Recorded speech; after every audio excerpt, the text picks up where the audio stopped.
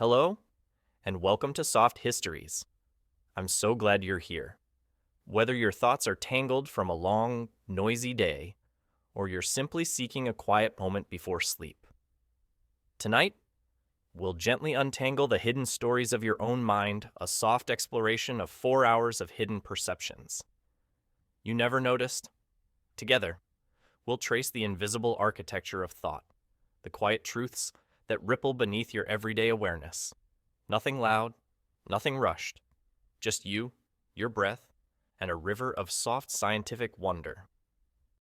Where are you listening from tonight? Wherever that is. I'm grateful to be there with you. If this space brings you peace, consider subscribing. It helps more wandering minds find their way here. Now, take a deep breath in, slowly exhale, and let's begin our quiet journey into the mirror rooms of the mind, where thought reflects on thought, and illusion feels like understanding. Imagine a hall lined with mirrors. You stand at the center, and reflections echo endlessly into the distance. This is how many of your thoughts behave, not as pure signals, but as echoes of echoes. A thought arises, and then another thought reflects upon it, then another reframes it. Before long, you're not thinking about the moment itself, but about your thinking of it.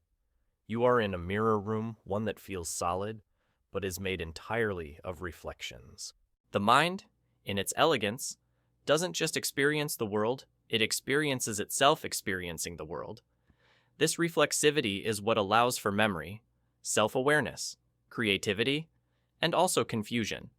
Because when thought mirrors thought too many times, it becomes hard to know what was real to begin with. Did you really feel joy? Or did you simply think about feeling joy? Did a moment calm you? Or did your mind tell you it should have calmed you? In psychology, this is sometimes called metacognition, thinking about thinking. But let's set aside the term for now and focus on the sensation. That quiet spiraling when you're lying in bed, replaying a conversation, second-guessing a reaction. It feels like reflection, but it can also be rumination, looping endlessly in that mirrored space. The difference is soft, subtle, and often invisible while it's happening. What if you could gently notice when you're in a mirror room, not force your way out, not shatter the glass, but simply see it? A soft noticing. I'm thinking about my thoughts again. With that noticing, a door appears, not one you must walk through, but one that gives you choice. You can stay, or you can breathe, and return to the room with windows instead. A mind with windows sees out into the world. It notices color, wind, the faint hum of the refrigerator. It does not deny thought, but it lets thought sit gently beside presence. Mirror rooms are not enemies. They are part of being human, but they are also easy to get lost in, especially when tired, anxious, or seeking answers the present moment won't provide. In spiritual traditions, this is often described as witnessing. In neuroscience, it's the dance between the default mode network where the self loops endlessly and the attentional systems that bring you into direct contact with now. You do not have to choose between them. You simply have to learn when you've slipped too far into the hall of mirrors. So, tonight, if you catch yourself thinking about thinking, gently smile at that mirror. Let it reflect one last time and then turn toward the nearest window. There's a whole world out there, and a deep peace in simply being present for it. Let's keep walking softly. Beneath the bright flicker of thoughts, there is something quieter, a hush that holds them, like space around the stars. This silence isn't emptiness. It's not absence. It's the foundation upon which your mind builds its endless stories. Like the still canvas beneath every painting, or the pause that gives music its shape. It's there, always beneath the noise, waiting to be heard. Most of the time, you don't notice it, not because it's far away, but because it's too close, too soft, too ever-present to stand out. It's the space between one word and the next when you speak to yourself. The moment before you react, and sometimes the moment after, when a wave of calm follows. It's not a blank. It's a presence, quieter than words. Imagine sitting by a lake at night. The wind is still, the water glass-like. A single pebble drops, and ripples begin to spread. That's what a thought is, a ripple across the stillness of awareness. We often chase the ripple, forgetting the lake. But peace, deep, rooted peace lives in the stillness, not the splash. Modern neuroscience offers a curious insight. Even when you're doing nothing, your brain is profoundly active. It enters a state known as the default mode, a hum of background activity that holds your sense of self. But below that hum, if you slow down enough, you might begin to sense something different. Not another layer of thought, but the quiet presence from which thought arises. Meditators sometimes call this the gap, a moment between breaths, a flicker between thoughts. It can't be forced, only invited, like watching clouds part, revealing the sky that was always there. It's not something you find, it's something you remember. Even science, for all its measurements and language, struggles to name this silence. It's not a brain wave or a signal. It doesn't show up in a scan, but its absence is loud. When the mind races, loops, obsesses, you feel the ache of not having touched stillness for too long. The body tightens, the breath shortens, the mind feels full, but strangely hollow. So, how do we return to this silence, not by running from thoughts, but by relaxing our grip on them, letting them rise and fall, like bubbles in water, not chasing, not popping, just noticing.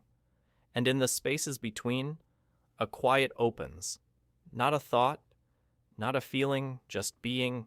There is a kind of freedom in this, a sense that you are not your thoughts, any more than you are the sky's weather.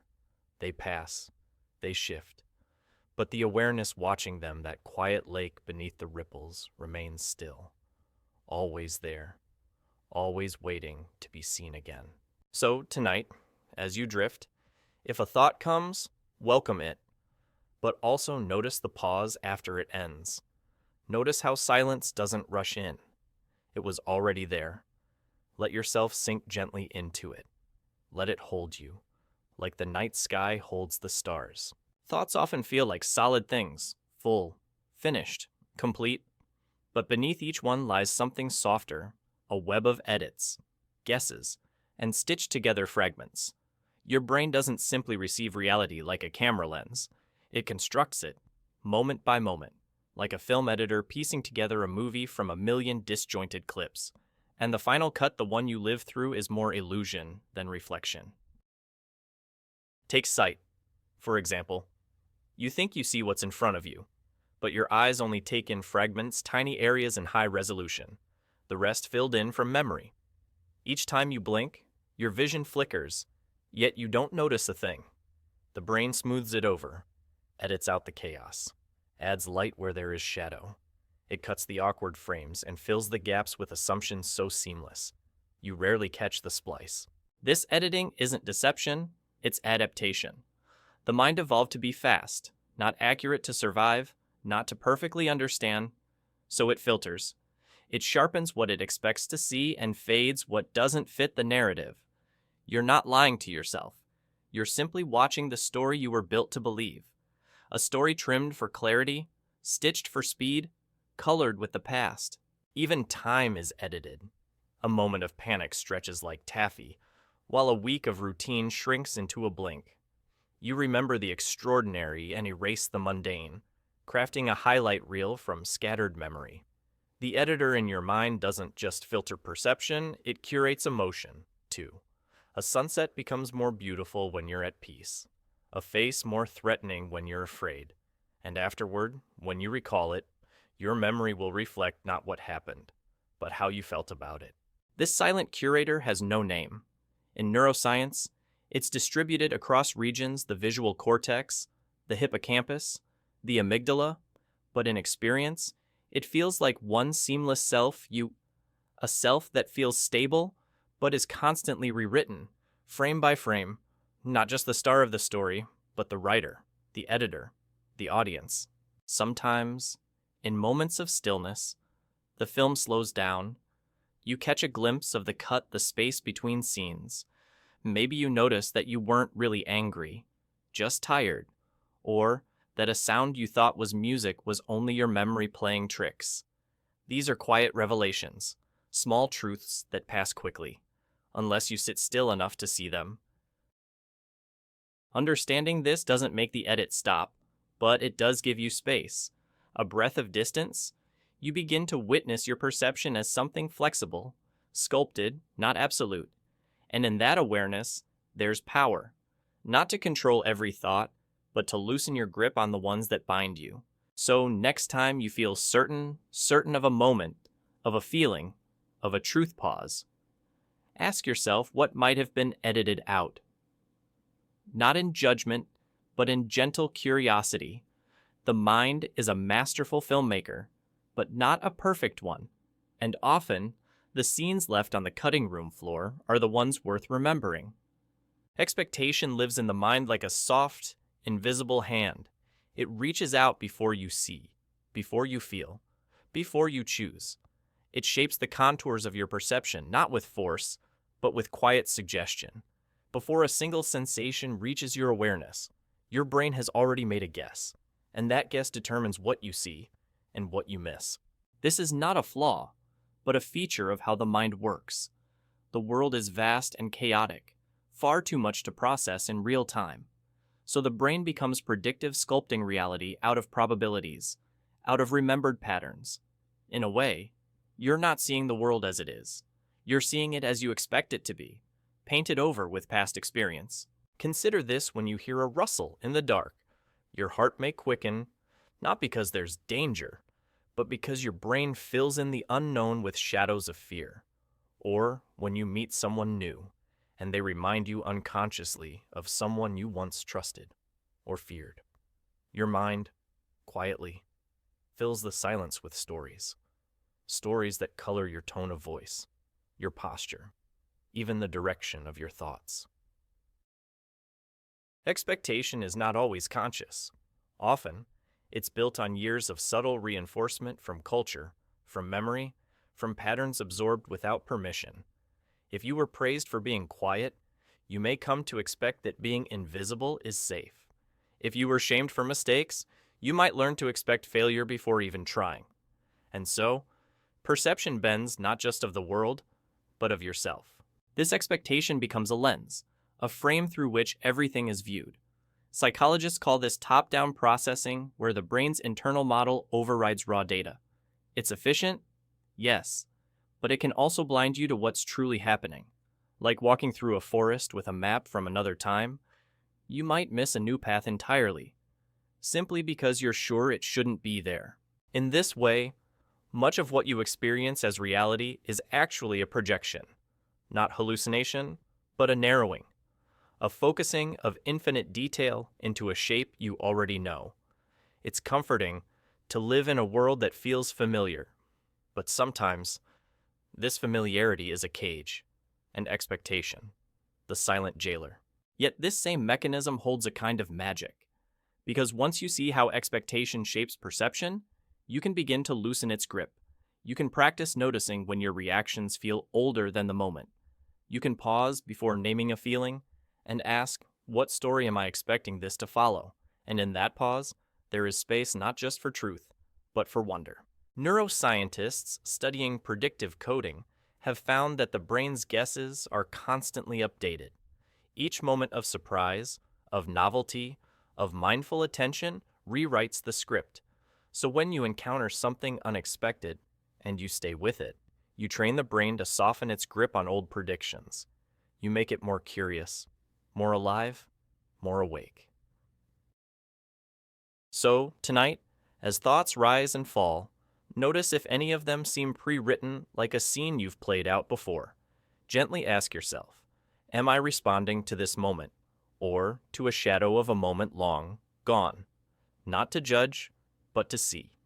And in seeing, you step outside the frame, into something softer, truer, and far more alive. Memory often feels like a quiet bookshelf in the mind filled with static pages, ready to be revisited. But the truth is more fluid, more delicate, and more strange. Every time you remember something, your brain isn't pulling out a preserved file. It's recreating the moment from fragments, rebuilding it, piece by piece. And in that rebuilding, the past is changed by the present. This process is called reconsolidation, and it's a quiet magician of the brain. Each memory you recall becomes briefly malleable, like warm clay. The emotion you feel now can seep into the memory you're recalling. So a joyful memory revisited in sadness might take on a softer, more melancholic hue. The past, in this way, is never fully finished. The implications are quietly profound. You are not the sum of what happened to you, but of what you've remembered, and how, and those memories are not photographs, but stories rewritten with each telling. They drift subtly over time, shaped by mood, belief, and the whisper of current thoughts, which means healing is possible because even painful memories are not set in stone. You might think of a difficult moment, something unresolved, something old, and when you do, it comes alive not as it was, but as your present self understands it now. If you revisit it gently, with compassion, the memory begins to soften. It doesn't disappear, but its shape can change. Pain can become insight. Shame can become a doorway to self-kindness. This is not about forgetting. It's about noticing that remembering is an act, not a passive replay. The mind is a storyteller, not a historian, and stories, when told again, can grow wiser even when they begin in hurt. Especially then. Some researchers believe this process can be harnessed for growth. In therapy, for example, gently revisiting traumatic memories with safety and support can allow the emotional core to shift. The memory remains, but the pain no longer owns it. This is one of the brain's quiet mercies. So, tonight, if a memory rises in your stillness, let it. Don't push it away, but don't believe it's fixed either. Let it move. Let it breathe. Let it evolve. And perhaps, with softness, it will reshape itself into something more whole. Not erased, but transformed. Because the past does not live behind you. It lives as you, in the choices you make, the feelings you carry, the voice you speak with. And in that space, there is always the possibility of rewriting. Not with force, not to forget, but to remember more gently. Your eyes are open, but are you truly seeing not just light and shape, but the story behind what enters your gaze? Every moment, the eyes gather fragments, shadows, movement, edges of color, and the brain assembles them into meaning. But meaning is not given by the world. It is guessed, predicted, filled in. You look at a tree and see leaves, not because you counted them, but because your mind expects them. You see a friend smile and feel warmth, but it's not the lips alone. It's the memory of all the times that smile meant safety. In this way, your vision is a quiet collaboration between sensation and memory. What you see is less about the present and more about your past echoing through the moment. The eyes gather light, the brain paints the picture. This is why you can miss what's right in front of you. A change in a familiar room, a new expression on an old face. Your eyes captured the detail, but your brain discarded it, not important. It says, it predicted stability. It filtered surprise. This is called inattentional blindness, and we all live within its spell. Optical illusions reveal this power gently. A still image that seems to move. Lines that bend where none are curved. Faces that switch before your eyes. It's not your eyes being fooled, it's your brain interpreting too fast. Trying to force meaning into chaos. Trying to see certainty in uncertainty. Even colors aren't fixed. They depend on context lighting, contrast, surrounding hues. That famous dress, was it blue and black or white and gold? Millions saw different truths. Both were valid, both were real, because real, to the brain, is whatever fits the most likely pattern. This visual editing isn't a flaw. It's what lets you read a sentence, recognize a friend from far away, navigate a room in near darkness. It makes the world coherent, understandable, But it also hides things, especially when your expectations are too tight, especially when your attention is too narrow. So what happens when you truly look not with urgency, but with openness? Not seeking what you expect, but noticing what you missed. The curve of light on a wall, the flicker in a stranger's eye, the way trees don't stand still but dance slowly in the breeze. These small sights bring you back to presence, to reality as it is, not as predicted. Vision becomes a form of meditation, not forcing the eyes to see, but letting them rest in wonder. The world begins to shimmer again, not because it changed, but because you stopped assuming. You stopped rushing past it, and the truth that was always there becomes visible once more. Tonight, you might close your eyes, and even then, images will form. Shapes behind the eyelids, light remembered, not seen. The mind continues to simulate, even in darkness. It cannot help but create. But you, with awareness, can begin to choose what you give your attention to. You can practice seeing without labeling, looking without judgment, and in that softness, the eyes become not just tools of survival, but gateways to beauty, to mystery, to now. You begin to see not just with sight, but with presence. We often think of the mind as something housed neatly inside the skull, a silent command center sealed off from the body. But this is an illusion, a tidy myth we've grown used to repeating. In truth, the body thinks too. It senses, it remembers, it responds with a wisdom all its own. The skin, the gut, the heart all whisper their truths, often before the brain has time to speak. Your gut, for example, contains over 500 million neurons, a nervous system so complex, it's often called the second brain. It doesn't just digest, it feels, it notices. It can trigger anxiety or peace, discomfort or clarity, even before a single thought rises to awareness. When you say you have a gut feeling, it's not just metaphor, it's biology. The heart, too, pulses with intelligence. It sends more signals to the brain than the brain sends back. Studies show that your heartbeat can influence how you perceive time, how you feel emotions, and even how clearly you think. A rapid heart may signal threat, and the mind, in turn, may begin spinning stories of danger, but slow the breath, and the heart responds, and the stories soften. Your skin listens to the world in its own language. A sudden breeze, a warm touch, the heat of sunlight, these sensations enter your awareness before the mind has words to greet them. Skin is your first boundary, your first messenger, and in many ways, your oldest memory. Infants learn love not from logic, but from touch. And even now, comfort often begins in warmth, not thought. These bodily signals don't ask for permission. They rise before logic, beneath words, and yet, we often silence them.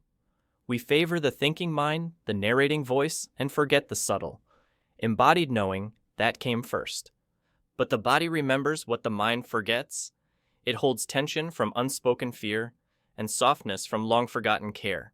When you feel a lump in your throat or tightness in your chest, ask yourself what part of me is trying to be heard when you feel drawn towards something without knowing why. Pause. That pull might not be irrational. It might be deeply wise.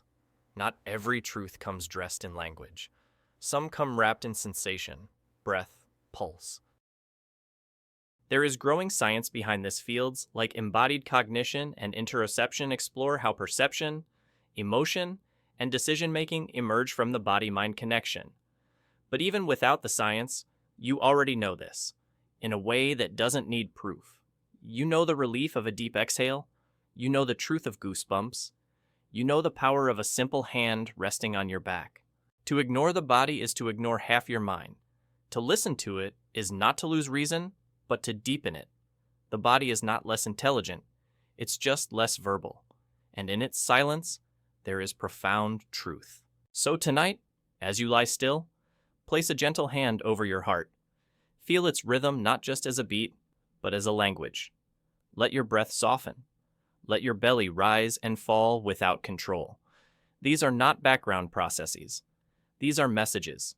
The body, thinking and feeling. You are not just a mind with a body.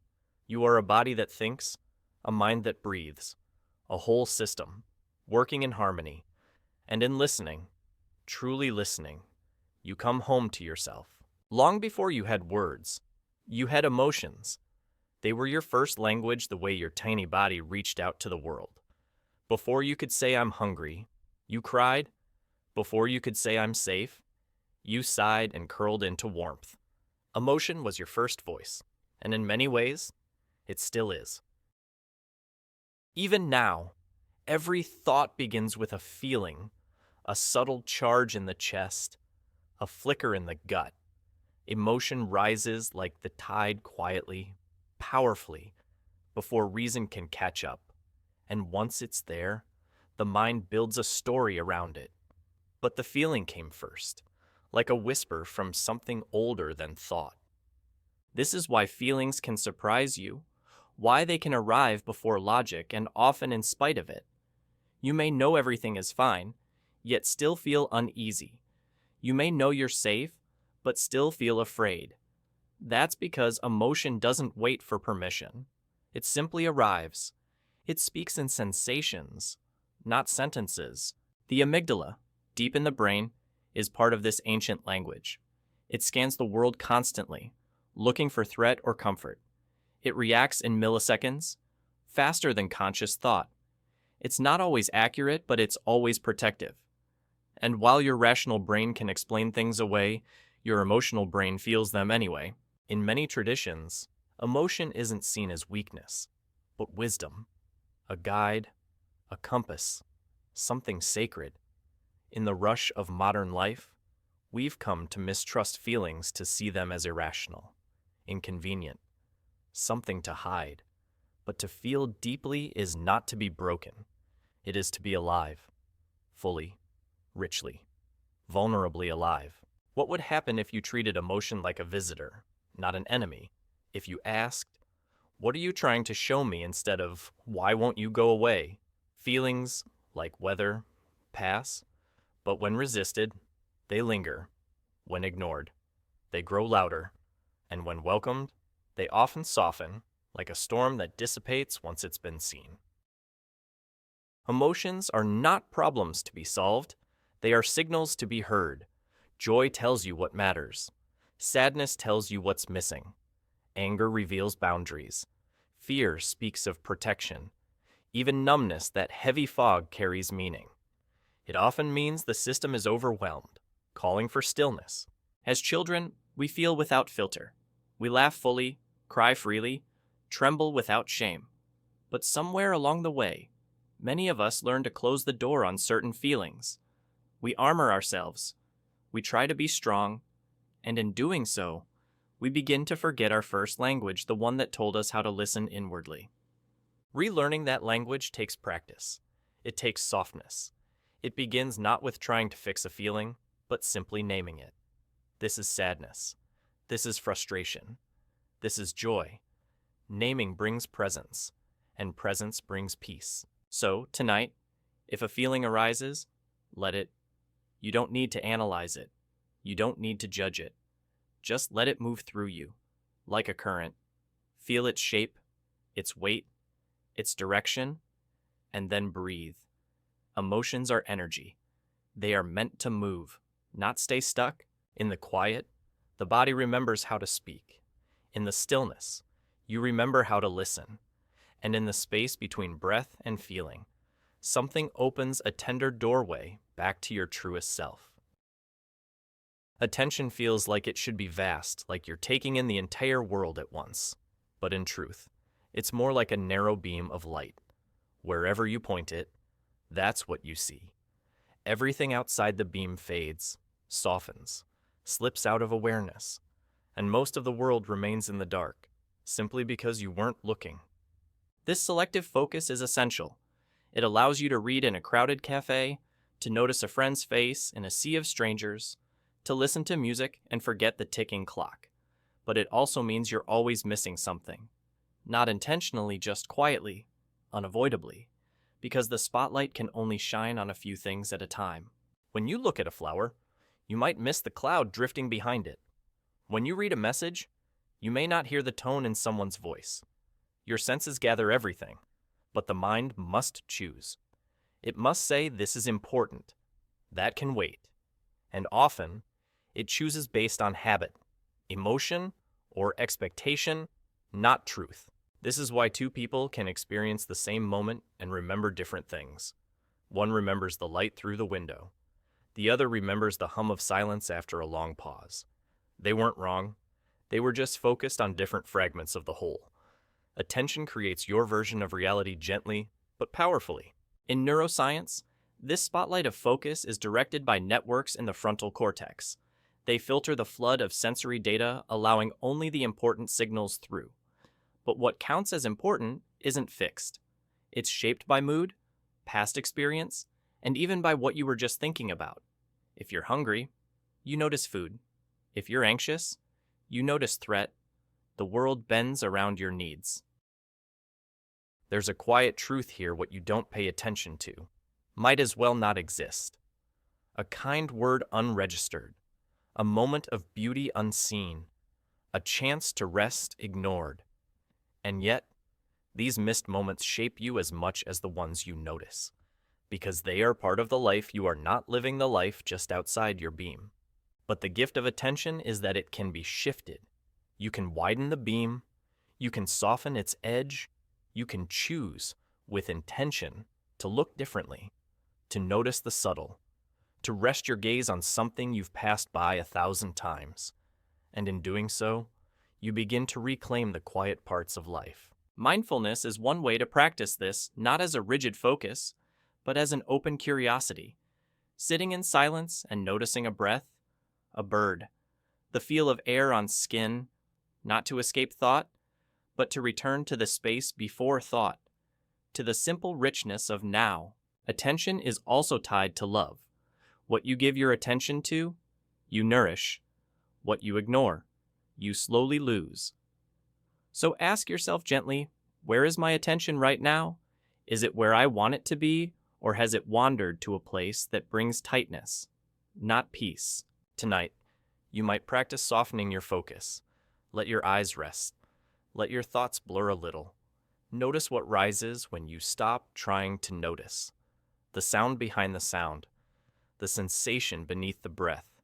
There is so much waiting just beyond the spotlight, and it's been waiting patiently for you to see it. Even when you're wide awake, part of your mind is still dreaming. Not in images of flying or falling, but in quiet simulations, imagined futures, rehearsed conversations. The dreaming brain doesn't sleep when you do. It lingers, softly, beneath the surface of your waking life, always preparing, always inventing. This is the default mode of the brain, a network that activates when you're not focused on a task. It drifts into memory, into fantasy, into soft predictions about what might come next. You imagine what you'll say. You replay what you said. You fill the silence of the present with stories of what was and what could be. And in that way, your waking life becomes a gentle continuation of the dream. Think of how often your mind wanders, on a walk, while brushing your teeth, in the middle of a sentence. The body is here, but the mind is elsewhere, weaving futures that haven't happened or repairing pasts that no longer exist. This isn't distraction. It's a form of imagination. It's how the mind rehearses life. But imagination doesn't always comfort. Sometimes it forecasts danger that never arrives. Sometimes it builds futures too heavy to carry. This is the dreaming mind, turned inward, looping. It's not broken, it's overprotective. It wants to prepare you. It wants to keep you safe, but it doesn't always know when to stop. That's where awareness comes in, to gently notice the dream without getting lost in it, to ask, is this real or imagined, not with judgment, but with kindness. The mind is trying to help. It just forgets, sometimes, that you're already safe. Studies show that the dreaming brain, both in sleep and wakefulness, helps solve problems, create new ideas, and even strengthen empathy. When your thoughts wander, you make unexpected connections. When you imagine another person's feelings, Your brain activates as if you were feeling them too. The boundary between thought and experience becomes soft, dreamlike. Even memory is shaped by this dreaming. You fill in blanks, you rewrite scenes, you soften or sharpen what happened based on how you feel now. The past becomes a landscape made not only of fact, but of feeling. And that landscape changes, quietly, with each return. Creative insight often arrives in moments of daydreaming. Artists, scientists, musicians, many speak of ideas that appear while doing nothing. Not thinking hard, but letting go. The mind drifts. The dreaming part takes over, and something new surfaces. Not from force, but from surrender. Tonight, you may find your mind drifting like that from thought to thought, gently unmoored. That's not something to fight. It's a kind of softness, a deep internal nightfall. Let it carry you. Let the dreaming part of you continue its quiet work. Not every thought needs control. Some need space. So, as you lie back, if your thoughts begin to wander, let them. They are clouds passing across a twilight sky. Some hold old memories. Some hold imagined tomorrows. But all of them are just weather. And beneath them, you remain still, aware, at peace. There's a quiet illusion most of us carry that our mind is our own, self-contained, untouched by the world around us. But this isn't quite true. Your inner life is shaped sometimes softly, sometimes loudly by the minds of others, by language, by culture, by the invisible systems you've lived inside since before you had a name. From the very beginning, your sense of self was shaped in relationship. The tone of a caregiver's voice, the words they used when you cried, the way they looked at you when you laughed or faltered. These interactions wrote the first lines of your inner dialogue, and long after the voices fall silent, their patterns remain. Even the words you use to describe your thoughts aren't fully yours. They come from the language you were given, a language that may or may not hold the shape of what you're really feeling. In some languages, there are words for emotions we don't even name in English, like saudade, a deep longing, or amai, the comfort of being passively loved. If your language doesn't hold your feeling, does the feeling still get to live? Culture, too, plants its seeds. It tells you what success looks like, what love should feel like, what you should want, and you absorb it not always consciously. Through stories, through advertising, through the expressions on faces when you speak your dreams aloud. Bit by bit, these messages gather in the quiet corners of your mind. You carry others inside you not just as memories, but as frameworks. You may hear your parents' caution in your fear of risk. You may echo a teacher's praise in your moments of confidence. Even your self-criticism may have a familiar voice. The mind internalizes others, and these voices shape the ongoing conversation of self. This doesn't mean your mind isn't yours. It means it's more than yours. It's a woven fabric threads of your experience braided with those of others. And within this fabric, something beautiful happens: shared meaning. The ability to connect, to empathize, to feel less alone. Neuroscience reveals this too. Mirror neurons fire when you see someone else smile or wince. Your brain echoes their emotion, creating an internal simulation. This isn't just empathy, it's a biological blur between self and other. For a moment, you become what you see. The mind reaches outward. Even your beliefs are co-authored, not just by teachers or parents, but by the times you live in. What you believe about the body, about love, about the soul, all of it floats in a sea of shared assumptions. And most of the time, you swim in that sea without knowing it's there. But awareness brings a gentle power. The power to ask. Is this belief mine, or did I inherit it? Does this thought reflect my truth or just my training? These are not easy questions, but they are freeing ones.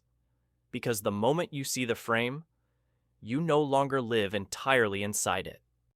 Tonight, you might listen for the voices that aren't quite yours, not to silence them, but to recognize them, and then, gently, to decide which ones to keep. You are not a blank slate, but you are not a fixed script either. You are an ongoing story, and you have the pen.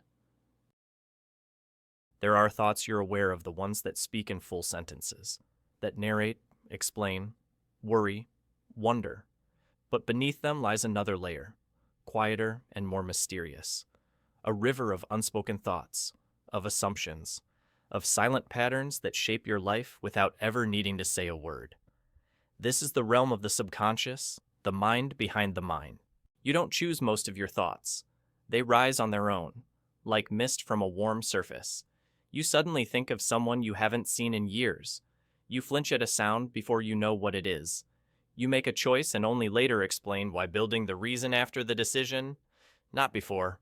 The subconscious is always working, always whispering. It watches patterns. It stores emotional memories. It picks up on microsignals, on tone and body language and atmosphere, things your conscious mind might miss. And from this hidden data, it builds responses. It decides whether you feel safe, whether you like someone, whether you should walk away or lean closer. Often, you feel the result without ever knowing the source. Some call this intuition, a gut feeling, a hunch, but in truth, it's a complex blend of experience, memory, and unnoticed detail. The subconscious doesn't use language. It speaks in impressions, in symbols, in sensations. It might show up as a tightening in your stomach, or a sense of unease when nothing seems wrong. It's not magic, it's ancient pattern recognition. Dreams are one window into this hidden realm. In dreams, the subconscious becomes louder, freer, more vivid. It speaks in metaphors. It weaves the unfinished threads of waking life into strange and beautiful tapestries. While you sleep, it reorganizes memory, processes emotion, simulates futures. And even if the dreams make no sense, they leave behind a trace, a shift in feeling, a message unspoken. But the subconscious isn't only active in sleep. It pulses through your habits, your biases, your slips of the tongue. It shapes how you see yourself, how you move through the world. It often holds your deepest beliefs, not the ones you say out loud, but the ones your actions quietly reveal. If you believe you're unworthy, even without knowing it, your choices will reflect that belief. Becoming aware of the subconscious isn't about uncovering every hidden thought. It's about becoming curious, watching your reactions, noticing patterns, asking, where did that come from when you feel something surprising? The goal isn't control, it's relationship. A softer, more open relationship with the parts of you that operate just below the surface. This awareness can be healing, because the subconscious also holds wounds, feelings you were too young to name, memories too painful to keep in focus. They don't disappear. They shape your behavior quietly until you're ready to meet them.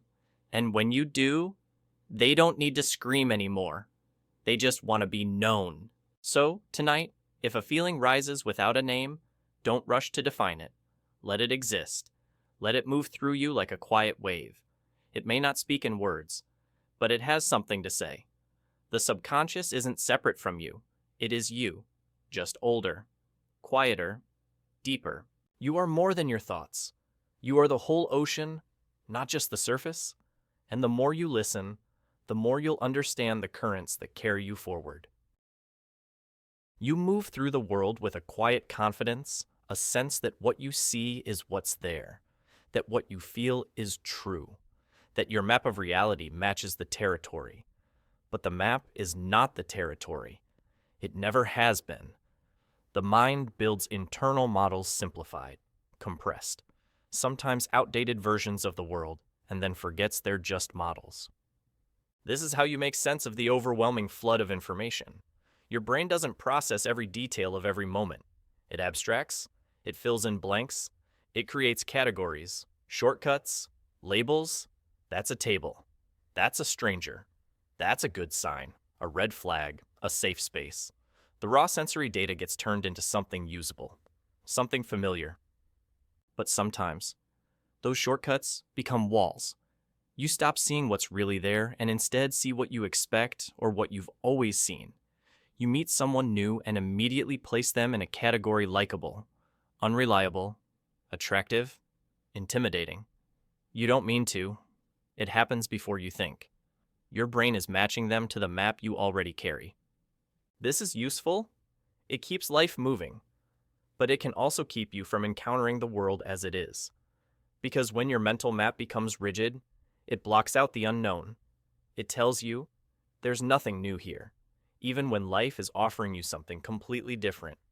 And slowly, without realizing it, you stop updating the map.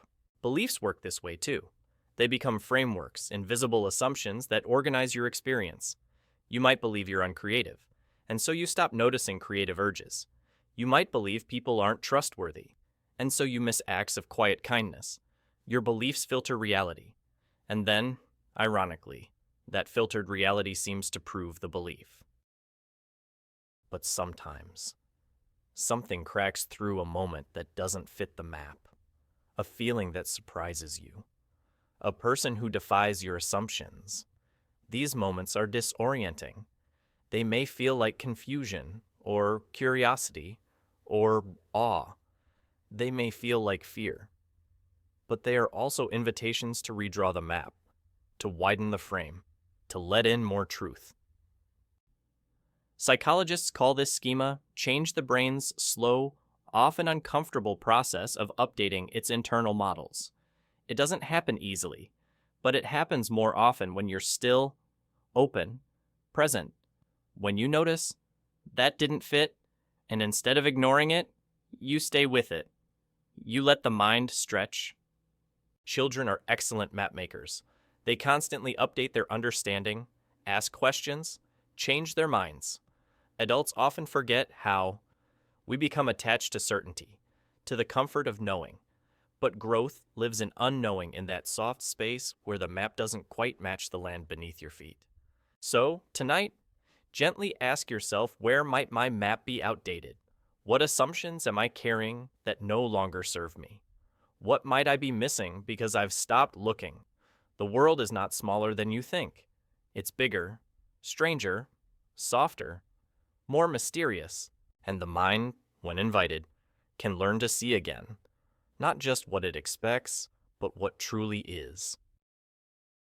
The mind doesn't just seek truth, it seeks certainty, a feeling of knowing, of having the answer, of standing on solid ground, and often it will cling to that feeling, even when the ground is shaky, even when the answer is incomplete. This craving for certainty is ancient. It comes from a place of survival. In a dangerous world, hesitation could be fatal. Doubt could mean delay. And so, the brain evolved to favor quick conclusions, to close the loop, to decide fast, to feel safe, not to be right, but to feel right.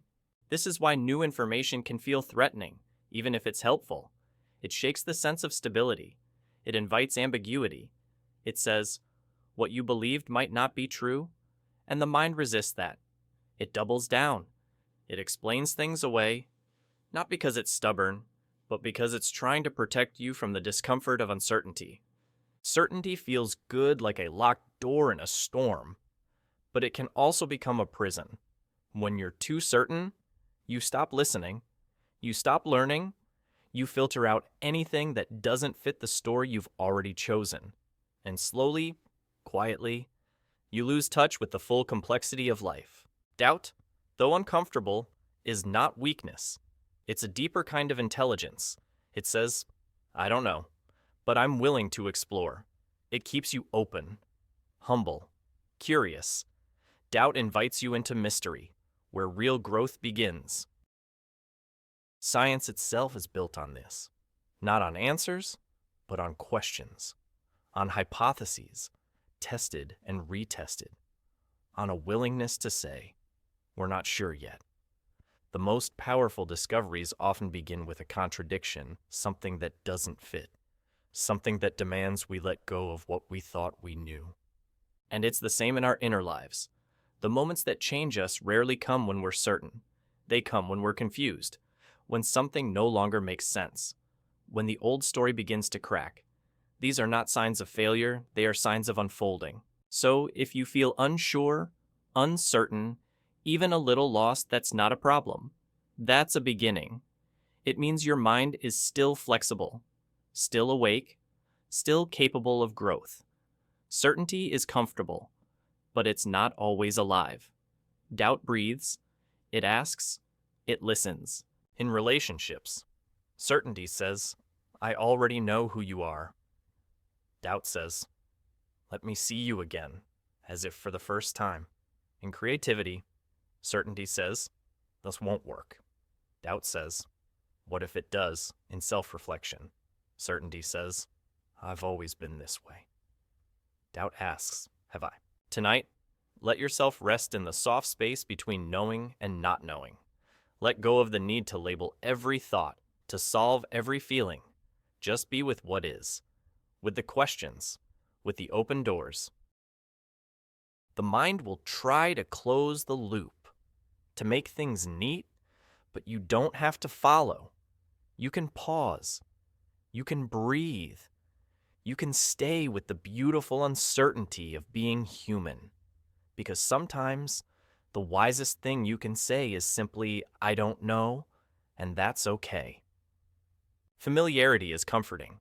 It wraps around you like a soft blanket, the same coffee cup, the same street, the same rhythms of thought that carry you through the day. But comfort can quietly become confinement. The mind, longing for safety, can begin to choose the known over the new. And in doing so, it starts to miss the wonder that once lived in the unfamiliar. This is called cognitive fluency, the ease with which your brain processes information. The more familiar something feels, the more true or good it seems. You trust a face you've seen before. You prefer a song you've already heard. Even ideas, when repeated, begin to feel right not because they're correct, but because they've become smooth in your mind. Familiarity isn't bad. It creates rituals, routine, a sense of identity. But it can also build quiet biases. The mind may dismiss what it doesn't recognize simply because it takes more effort to understand. A new idea, a new person, a new way of thinking, they require presence. And presence, in a world of speed and habit, can feel like work. This is why curiosity matters. It breaks the trance of the familiar. It says, maybe there's more to see here, not because what's familiar is false, but because it's incomplete. Curiosity invites you to soften your assumptions, to pause before judging, to explore before concluding. Children are masters of this. They touch everything. Ask endless questions. See magic in the ordinary. A puddle becomes a world. A question becomes a game. Their minds are not yet shaped by efficiency. They're shaped by wonder. And in that wonder, they remain awake to life. As adults, wonder becomes quieter, but it doesn't disappear. It just waits, beneath the surface of routine, for permission to return. A new path home, a different way of listening, a moment of slowing down. These small shifts are invitations to step outside the known. And when you do, the world starts to shimmer again. Not because it changed, but because your gaze did. A tree is no longer just a tree. It's a living structure of movement, of memory, of silent design. A conversation is no longer just words. It's breath meeting breath, energy shifting gently between bodies. Even your thoughts, when seen freshly, reveal new textures. That belief you've held for years, what happens when you turn it slightly? Look at it from another angle. What feeling have you grown used to, but never questioned? The familiar isn't always truth. Sometimes it's just a well-worn path. So tonight, ask gently, what have I stopped noticing? What have I walked past without really seeing? Is there something in me or around me that deserves a second look, not with urgency, not with judgment, just with a willingness to rediscover? Curiosity doesn't demand answers. It opens the door to more, and when you walk through that door, you step into a deeper relationship with life, one where the familiar softens, the unknown welcomes you in, and wonder returns not loud, but quietly, like a long-lost friend. Memory feels like a vault, a place where experiences are stored untouched, waiting to be retrieved. But every time you open that vault, something changes. The memory doesn't come out clean. It comes out softened by mood, reshaped by context, rewritten by the present. You don't just remember, you reimagine. This quiet editing process happens without permission. You think you're recalling a moment as it was, but what you're truly doing is recreating it from fragments. A smell, a word, a flash of light. The brain pulls from scattered traces and stitches them into a story. And with each telling, that story shifts just a little. Over time, the changes accumulate. The edges blur. Details fade. The emotion stays, or deepens, or softens. You might remember a conversation as more painful than it was, because your heart was heavier the last time you revisited it. Or you might forget someone's harsh words, because remembering them no longer fits the story you tell about who they were or who you are now. This isn't dishonesty, it's human nature.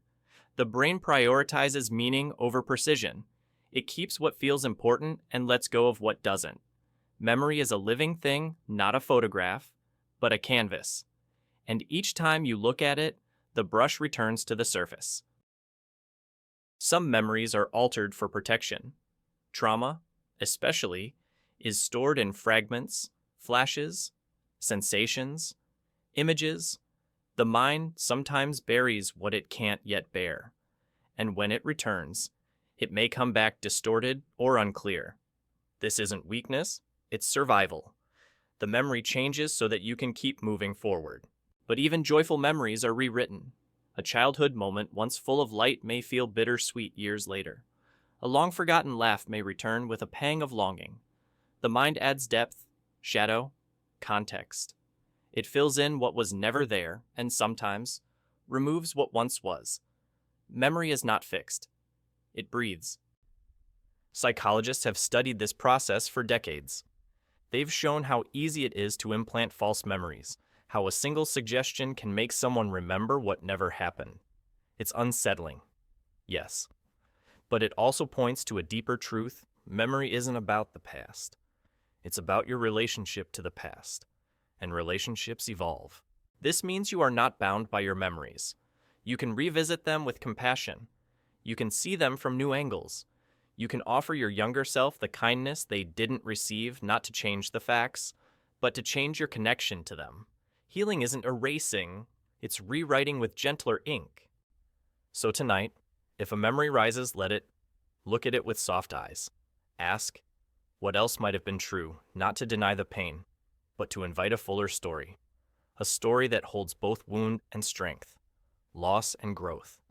A story that can grow as you do. You are the storyteller, and though the past may shape you, it does not own you. You can return to it not as a prisoner, but as a visitor. And in visiting, you may find that the story you've carried is ready to become something new. You believe you're seeing the world as it is clear, direct, unfiltered. But what you're actually seeing is a prediction, a guess, a quiet simulation generated by the brain, milliseconds before you become aware of it. Perception is not passive. It's a constant act of creation. Your brain doesn't wait for the world to reveal itself. It anticipates. It predicts what you'll see, what you'll hear, what you'll feel. Then it checks the incoming data to see if the guess was right. If it's close enough, you experience the prediction, not the raw input. If it's off, the brain updates the model or sometimes ignores the error altogether. This is known as predictive processing, and it's one of the brain's most efficient tools. Without it, you'd be overwhelmed by detail. Every moment would feel new, chaotic, unfamiliar. Prediction smooths the edges of the present. It allows you to walk without staring at your feet, to understand speech before it finishes, to see continuity in a constantly shifting world. But this also means your experience is never purely objective. It's shaped by expectation. When you expect pain, you may feel it more sharply. When you expect kindness, you may interpret a stranger's glance as warmth. The world bends slightly to the lens you bring to it, not because it changes, but because your prediction filters what you notice. This becomes especially important in relationships. You may expect rejection, and so miss signals of acceptance. You may expect conflict, and so brace for it even when none is coming. Your past shapes these expectations. Old wounds write new scripts, and before you know it, you're reacting not to the person in front of you, but to the one your mind predicted. The same is true for your sense of self. You predict how you'll feel in a situation before you arrive. You anticipate failure, or success, or awkwardness. And these predictions influence your posture, your tone, your choices. They become self-fulfilling, not because they were true, but because they were believed. But here's the gentle hope in all of this. Predictions can be updated. They're not fixed. The brain is always learning, adjusting, refining its models. Every time you notice a mismatch, a moment that surprises you, a feeling that contradicts your story, you have a chance to change the prediction, to see differently, to feel more freely. Mindfulness helps here. It interrupts the automatic guesswork. It creates a pause between prediction and perception. When you slow down, you begin to see what's actually happening, not just what you expected to happen. A new pattern can emerge, a new way of seeing. This doesn't mean abandoning all intuition. Prediction is useful. It's what allows you to function, to focus, to respond with speed. But it also means holding your perceptions lightly, recognizing that what feels real may also be constructed, and that reality, when seen clearly, is often richer than the version you prepared for. So tonight, notice the moments when your mind jumps ahead, when it finishes a thought before it's spoken, when it prepares you for something that hasn't happened yet. Gently pause. Breathe. Ask, what if this moment is new? Because it is. Every moment is. And the more you open to that, the more alive you become. Inside your mind, there isn't just one voice, there are many. A quiet chorus of perspectives, emotions, memories, and imagined selves. Some speak clearly, others whisper from the edges. Some sound like you, others don't. But all of them live within the space you call me. You might notice this when you face a decision. One part of you feels excited, another feels afraid, a third urges patience, while yet another longs to leap. These voices aren't imaginary, they're parts of your internal landscape, different modes of thinking, shaped by different moments in your life, and each believes it's trying to help. This internal plurality isn't a disorder. It's a feature of how human consciousness works. We are not a single, unchanging self.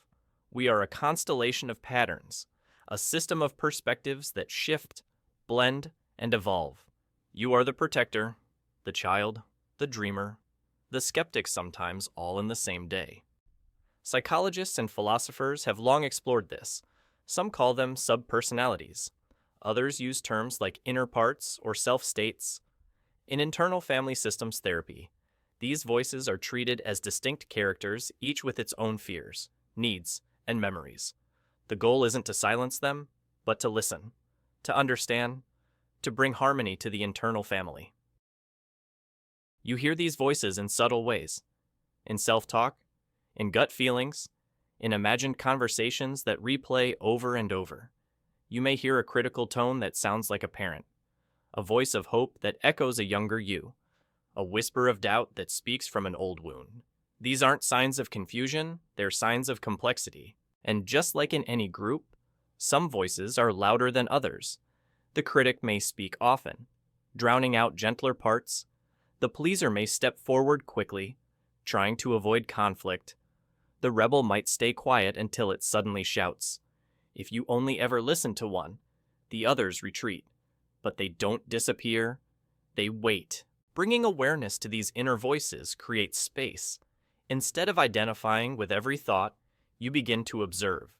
Ah, the fearful part is here. This is the part that wants to run. There's a voice that believes I'm not enough. With awareness, you become the listener, not just the speaker. This creates a new kind of peace, not by silencing the inner voices, but by giving them room to speak, even the difficult ones, especially those, because often the parts that shout the loudest are the ones that haven't been heard in years. So how do you listen gently Without judgment, you might write a letter from a part of you that feels stuck, or pause and ask, what does this part of me need right now? The answer might surprise you. It might be softness. It might be rest. It might be permission to feel joy. And through this process, you begin to lead from a deeper self, the one who can hold all the voices without becoming any single one, the one who listens with compassion, the one who says, all of you belong here. Tonight, as your thoughts begin to quiet, notice who is still speaking inside, not to push them away, but to welcome them, to let them know they're not alone. Because when all your inner voices are allowed to speak, something remarkable happens. They begin to listen to each other, and together, they become a whole. Belief isn't just what you think, it's how you see. It shapes the lens through which you interpret everything, often so subtly that you forget the lens is even there. Beliefs wear many costumes, facts, memories, instincts, identities, and the longer you hold them, the more invisible they become. Some beliefs are learned directly passed down from parents, teachers, culture. Others form slowly, as patterns. You fall once, and a quiet belief forms, I'm clumsy. You're rejected, and another arises, I'm not lovable. These beliefs aren't chosen. They emerge, often without your permission. And once they're in place, they begin to filter your experience. You see what confirms the belief. You ignore what contradicts it. This is called confirmation. Bias, a quiet tendency of the mind to look for evidence that supports what it already believes. It doesn't mean you're closed-minded. It means your brain is efficient. It wants coherence. It wants to feel certain. But beliefs aren't fixed. They're more like scaffolding structures that can be adjusted, expanded, even dismantled. The problem is that most of us try to build on top of our beliefs without ever questioning their foundations. We change our goals, but not our assumptions. We change direction, but not the compass. And here's the twist. Even false beliefs feel true if you've lived with them long enough. If you've always believed you're not creative, your mind has rehearsed that identity 1,000 times. It feels natural, familiar, but familiar isn't the same as true. Sometimes, truth feels like unfamiliar ground. Unlearning is harder than learning. It requires pause, reflection, discomfort. It means standing in the unknown without a ready answer, without a clear identity. That's not easy, but it's necessary, because beneath every limiting belief, there's usually a softer truth waiting to be heard. You are not your beliefs. You are the space in which beliefs arise. And that space is capable of holding contradictions, of changing its shape, of discovering something new. The moment you begin to doubt a belief not with fear, but with curiosity, you begin to reclaim that space. Sometimes, the shift begins with a simple question. Is this still true? Not. Was it ever true because maybe it was? Maybe it protected you once. Maybe it helped you understand a painful world, but even useful beliefs can outlive their purpose, and you are allowed to outgrow them. Pay attention to the beliefs that feel heavy, the ones that come with shame, with contraction, with a tightening in the chest. Those are the ones worth exploring. Not to throw them away, but to understand them more deeply. Where did they come from? Whose voice do they carry? What might be possible without them? Tonight, let your mind rest like an open field. Let the old beliefs float through like clouds not held, not resisted, just seen. Maybe one will dissolve. Maybe one will surprise you. Maybe a new one will form softer, kinder, closer to your truth. You don't need to change everything tonight. Just begin noticing. Begin asking. The mind is not a fortress of belief. It is a living garden, and belief, like any seed, grows best when given light, space, and the freedom to change. Forgetting is often seen as failure, a flaw in the mind's design.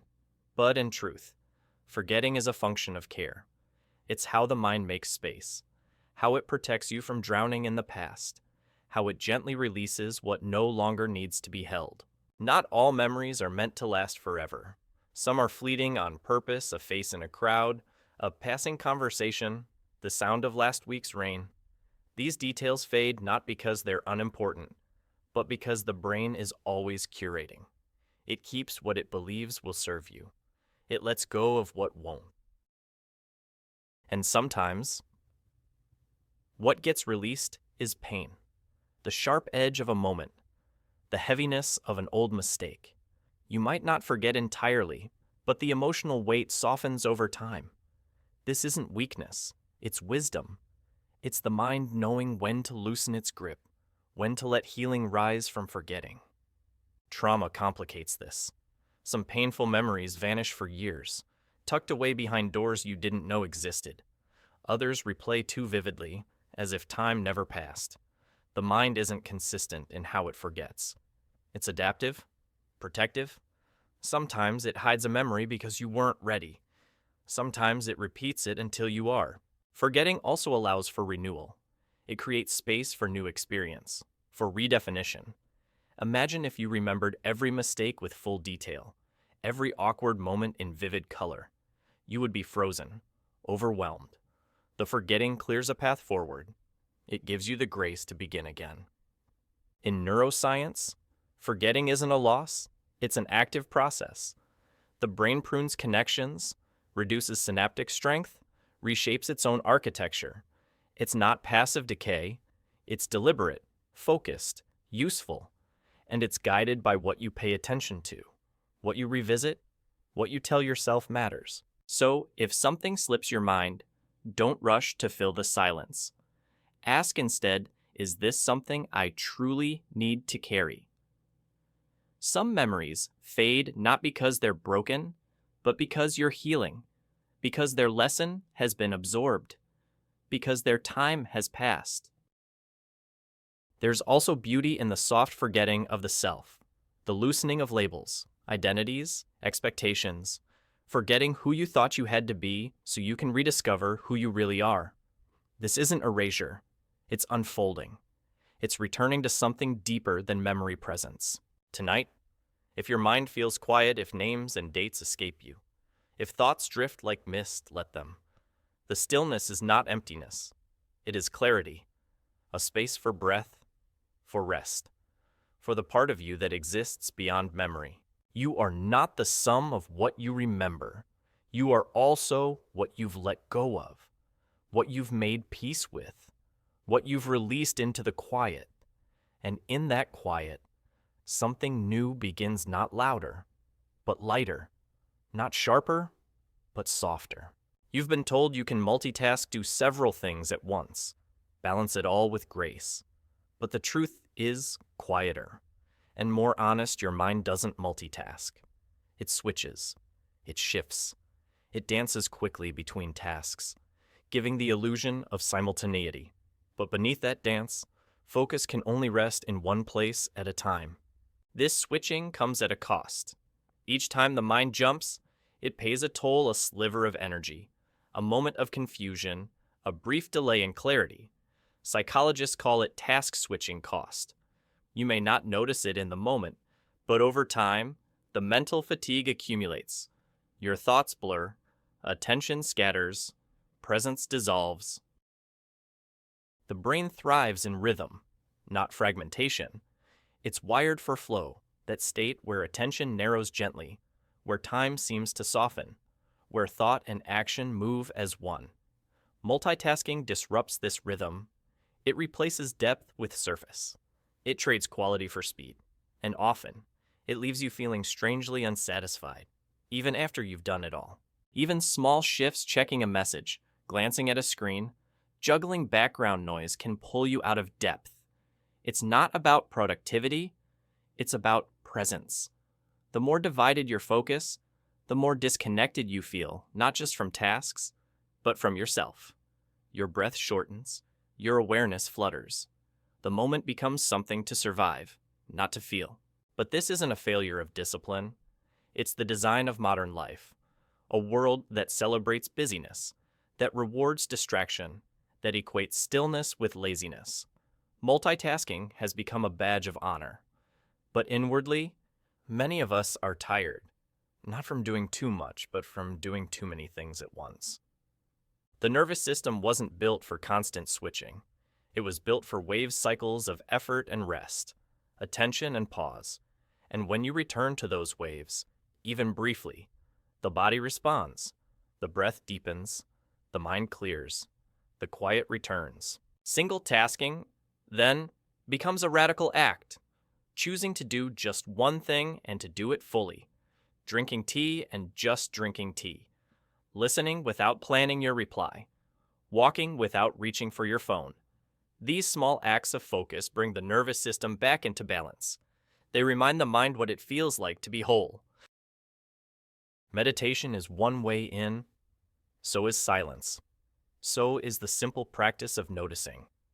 Where is my attention right now, and if it's scattered, gently gathering it again, not with force, but with care, like gathering leaves into a single pile, one breath at a time.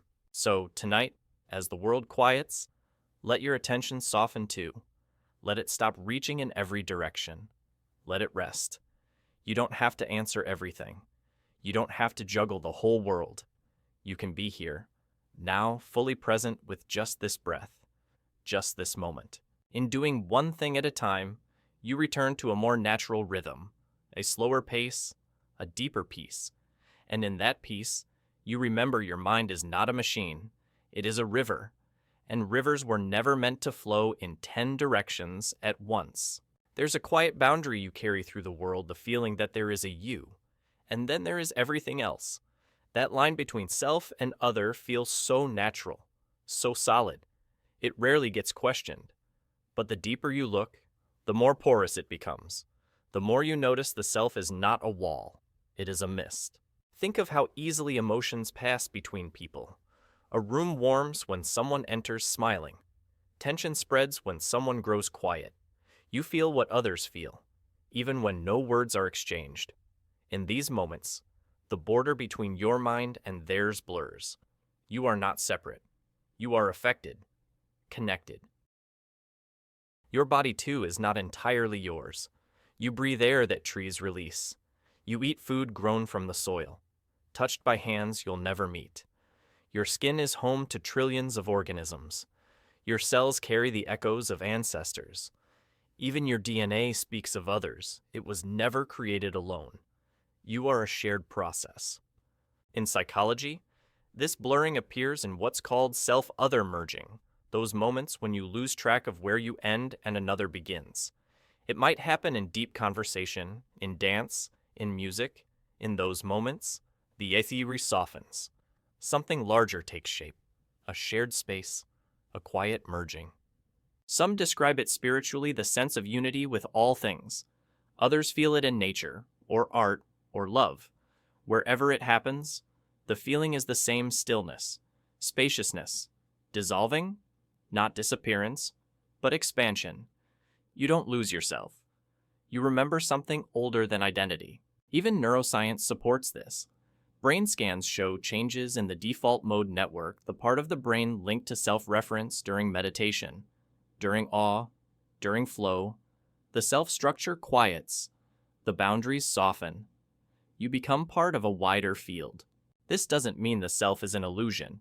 It means it's fluid, it's not fixed, but flexible, changing shape in different contexts, different relationships, different states of mind. You are not the same you in every room. And that's not inconsistency. That's responsiveness. That's aliveness. There's freedom in this. The freedom to loosen the grip on a rigid identity, to stop defending the edges of self, to realize that what you feel may not begin or end with you, that healing may come not just from looking inward, but from reaching outward into connection, into shared breath. So, tonight, as you lie quietly, feel into the space around your body, the air touching your skin, the soft gravity beneath you, the silence that holds you. Let the sense of I expand, like ink in water, not to erase you, but to soften the borders, to remind you that you are more than your name, your thoughts, your roles. You are part of a living web, a single consciousness moving through many forms, And when you let go, even for a moment, of the need to be a separate self, you return to something vast and kind and deeply true. Time seems simple. It ticks forward, second by second, moment by moment. But inside your mind, time doesn't move like that. It stretches. It shrinks. It loops and stutters. It folds into itself. You don't experience time as it is. You experience time as you feel. Moments of joy move quickly. Hours vanish in laughter, in flow, in connection. Yet pain lingers, thick and slow. A minute can feel like an hour when you're waiting, or hurting, or afraid. The mind doesn't measure time with clocks.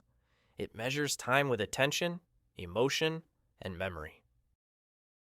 In neuroscience, this is called subjective time, and it's influenced by many things: your mood, your focus, your environment. When you're fully present, time seems to fly. When you're distracted or distressed, it crawls. This isn't imagination. It's perception. Your sense of time is a story the brain tells, and it edits that story constantly. Even memory plays a role. When you look back, the moments that stand out are the ones that felt full. That's why childhood summers seem endless, not because they were longer, but because they were filled with firsts, with novelty, with presence. As we age, routines take over, days blur, time slips past not faster, but emptier. But the beautiful truth is this: you can stretch time again, not by controlling the clock, but by changing how you move through it. When you slow down, when you pay attention, when you soften into the present, time opens. A single breath becomes a world. A single moment becomes enough. This is why mindfulness feels timeless. It quiets the need to rush, to measure, to divide. It returns you to the now, not as a concept, but as a place. A still point where past and future soften, where time is no longer something to manage, but something to feel. And yet, the mind continues to pull you forward and back. It replays the past, anticipating the future, rarely resting in the space between. This isn't wrong. It's the nature of thought, but awareness gives you choice. You can follow the pull, or you can pause. Ask yourself, where is my mind right now? Is it rushing toward tomorrow? Is it lost in something that already passed? And if so, can I gently bring it back, not with force, not with guilt, just with breath, just with softness? You may notice, too, how time behaves differently when you're alone versus with others. Time in solitude deepens. It echoes. It expands. Time with others can quicken or slow depending on the energy, the conversation, the connection. Time, in this way, is relational, emotional, alive. So, tonight, you might choose to stretch time not by doing more, but by doing less, by letting this moment, this simple, quiet moment be complete. There's nowhere else to go, nothing else to fix, just the sound of your breath, the beating of your heart, the slow drift into rest. Time doesn't need to be conquered. It needs to be felt. And when you truly feel it, not fear it, you find that there is enough. There always was. Every thought leaves something behind. Not just an idea or an image, but a trace, a ripple in the nervous system, a shift in chemistry, a slight adjustment in posture or breath. Your mental life doesn't stay in your head. It reaches into your body, into your cells, into the shape of how you live. This is the quiet truth of neuroplasticity, the brain's ability to change itself, moment by moment, thought by thought. Each time you revisit a belief, you strengthen its pathway. Each time you dwell in fear, you make it more familiar. But the same is true for peace, for compassion, for joy. What you think, you practice. And what you practice, you become. Thoughts are not weightless. They carry emotion, memory, chemistry. They raise your heart rate or soften it. They tighten your jaw or relax your hands. A single worry can alter your immune system. A breath of gratitude can lower your cortisol. The mind and body are not two, They are one flowing process. Even small thoughts matter. The ones you barely notice. The ones that pass through like wind. A moment of self-criticism, repeated quietly each day. A flicker of awe at the light in the leaves. These little thoughts are seeds. They grow roots. They become moods, patterns, tendencies, the inner landscape through which you move. And over time, the repetition shapes more than mood. It shapes biology. Long-term stress can inflame the body. Long-term shame can affect posture, immunity, digestion, but long-term kindness, practiced inwardly, can reverse some of that damage. The body listens, it adapts, it responds to your inner weather. This is not about control. You can't stop every thought. You don't need to. But awareness allows you to choose how deeply you engage. When a painful thought arises, you can meet it with curiosity instead of judgment. When a kind thought arrives, you can stay with it a little longer, let it sink in. Let it rewire something soft. Scientists sometimes say, neurons that fire together, wire together. It means every thought is a small act of learning. Not just learning about the world, but about yourself. Each time you pause before reacting, each time you soften a judgment, each time you breathe through fear, you shift the shape of your mind. And the beauty is, it's never too late. The brain changes across the lifespan. The patterns you've lived for years can still soften, still heal, still open to something new. Your thoughts are not fixed. Your story is not finished. And every moment is a chance to trace a new path. Tonight, as you lie quietly, notice the thoughts that visit. Don't chase them. Don't push them away. Just observe. Which ones tighten your chest? Which ones open your heart? You don't need to control them, only notice which ones you'd like to feed. Because the mind is a garden, and every thought is a seed. Some grow into weeds, some bloom into flowers. And you, gently watching, get to choose which ones to water. You walk through life with a quiet certainty, the sense that you are the one in control, steering your thoughts, shaping your days, deciding who you are. But beneath that certainty lies a softer, stranger truth. Much of your life unfolds without conscious direction. And what feels like control is often just permission, the mind allowing what was already happening. The conscious self, the voice in your head, the narrator of your story, is just one part of a vast system. It observes. It interprets. It makes choices. Yes. But often, those choices rise from deeper places, emotional tides, old patterns, subconscious signals. The decision to turn left or right might be made before you're even aware of it. This doesn't mean you're powerless. It means your power is more delicate than it seems. You are not the captain shouting commands. You are more like a traveler on a river, able to steer a little, able to shift your weight, able to respond with presence and grace. But the current is real, and it moves whether you resist or not. Letting go of control isn't giving up. It's waking up. It's recognizing that so much of life is a dance between what you choose and what arises. You don't control your heartbeat. You don't decide each breath. You don't script your dreams. And yet, you are still here, still whole, still alive within the unfolding. In times of fear, the mind tightens around control. It wants certainty. It wants guarantees. It wants to manage every variable. But life isn't a problem to be solved. It's a process to be trusted. And when you release the need to dominate every moment, you begin to participate in it more fully, not as master, but as partner. Some traditions speak of surrender, not as defeat, but as alignment. Letting the river carry you, trusting that the deeper currents of your being, the ones beyond words, know where to go. You don't have to push so hard. You don't have to know everything. You can rest, you can listen, you can respond instead of control. Even the breath teaches this. You can hold it. You can force it.